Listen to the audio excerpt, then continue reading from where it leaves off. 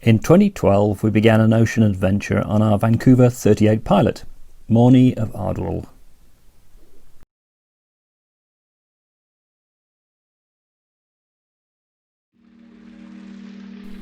Five years later we'd be seasoned ocean sailors arriving in Australia, but our 2012 challenge was to sail south to the Canary Islands and then across the Atlantic to St Lucia in time for a Caribbean Christmas.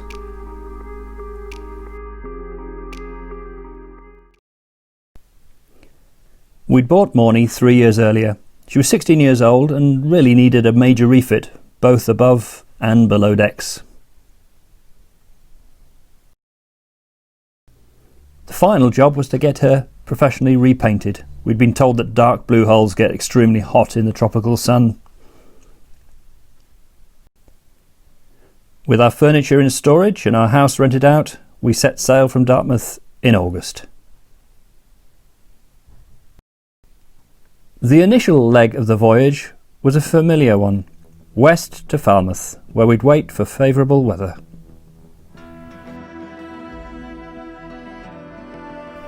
We headed south for an overnight crossing to Ushant, then sailed through the very tidal Ras de Seine, before arriving at Loch Tudi, our departure point for the Bay of Biscay.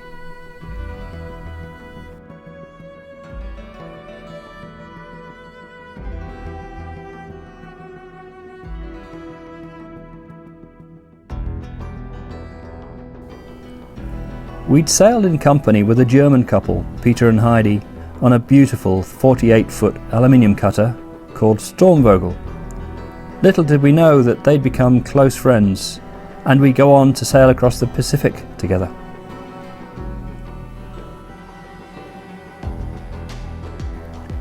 The Bay of Biscay has a pretty fearsome reputation for sailors, but we'd picked some settled weather and had a great crossing.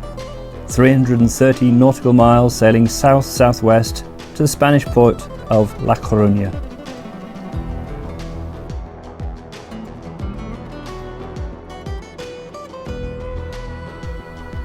From La Coruña we sailed around the northwest tip of Spain past Cape Finisterre, and then had a few weeks of wonderful relaxed cruising in Galicia.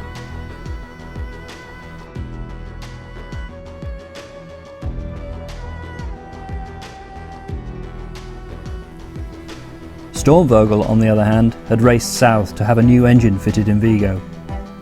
We'd catch up with them a few weeks later in the little Portuguese port of Nazaré.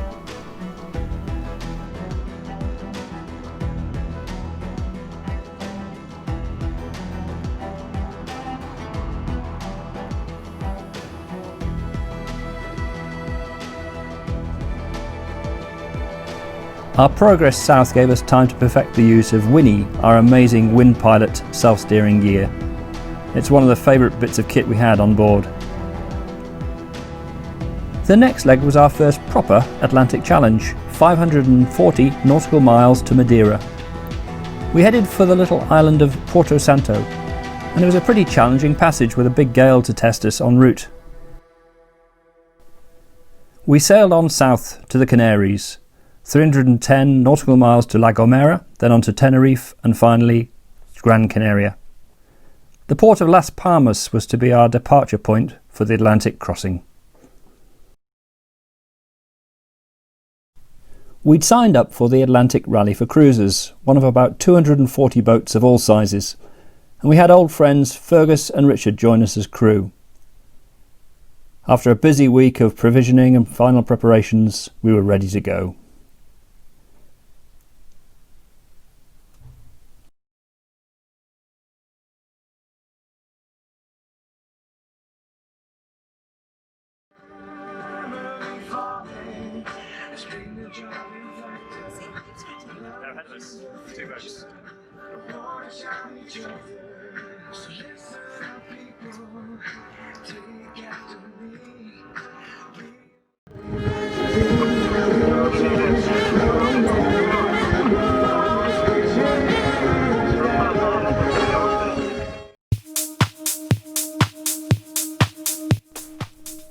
The first couple of days on board were windy and pretty rolly, but we soon got used to life aboard.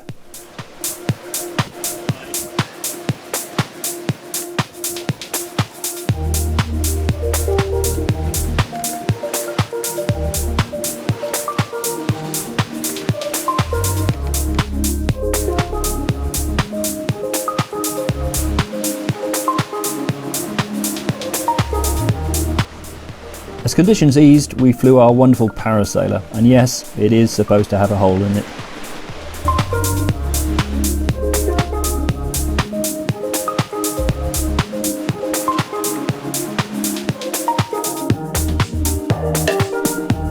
Fergus is a very keen and skilled rock climber, so he was more than happy to climb the mast at sea to get these great photos.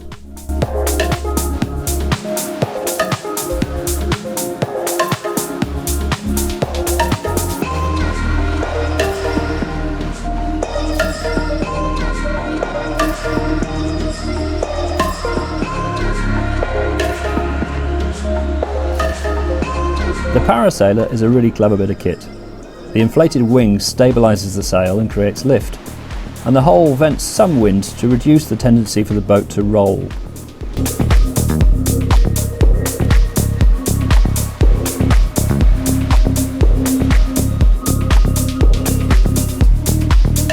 We operated a rotating watch system, so we'd work around sleeping off-watch crewmates.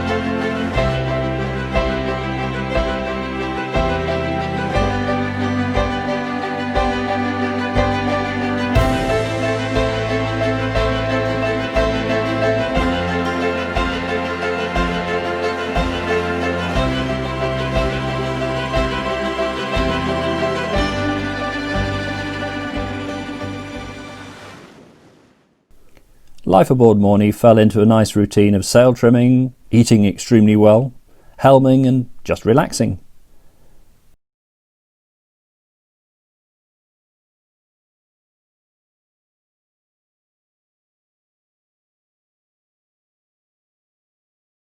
And Fergus proved to be a very successful fisherman too. Richard's a great helmsman and he loved to work to a bit of music from the cockpit speakers.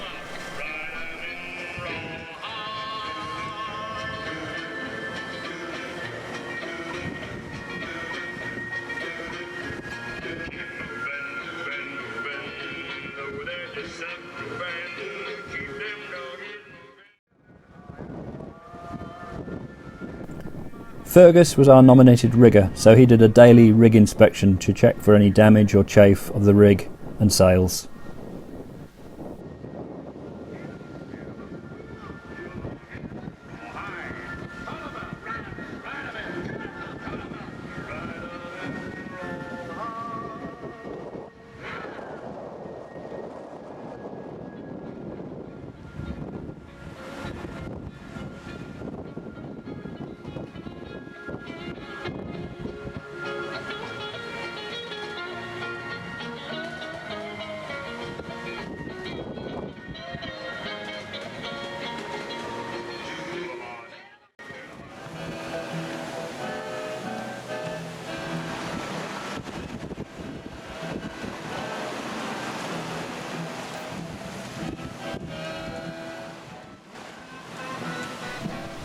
Safety was our top priority. We always clipped on when leaving the cockpit and at night.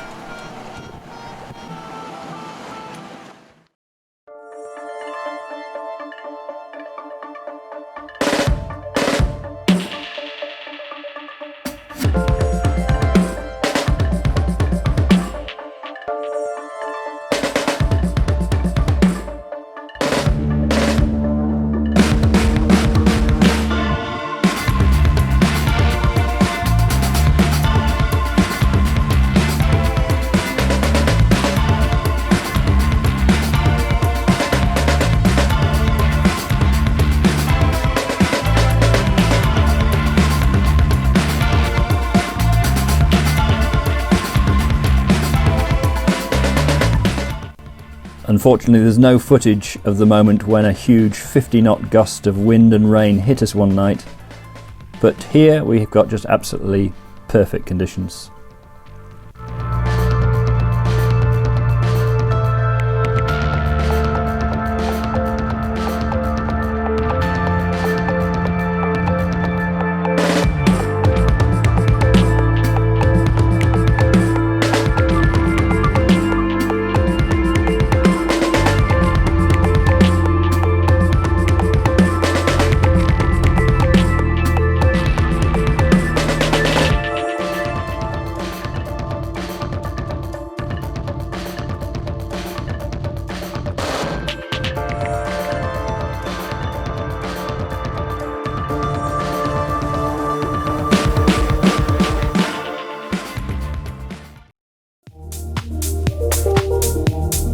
As we headed further west, we had some amazing sunsets and sunrises.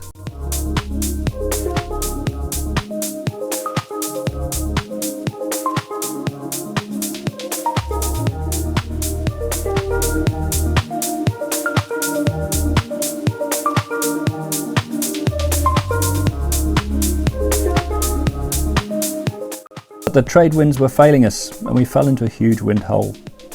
Nothing for it but to go for a long swim.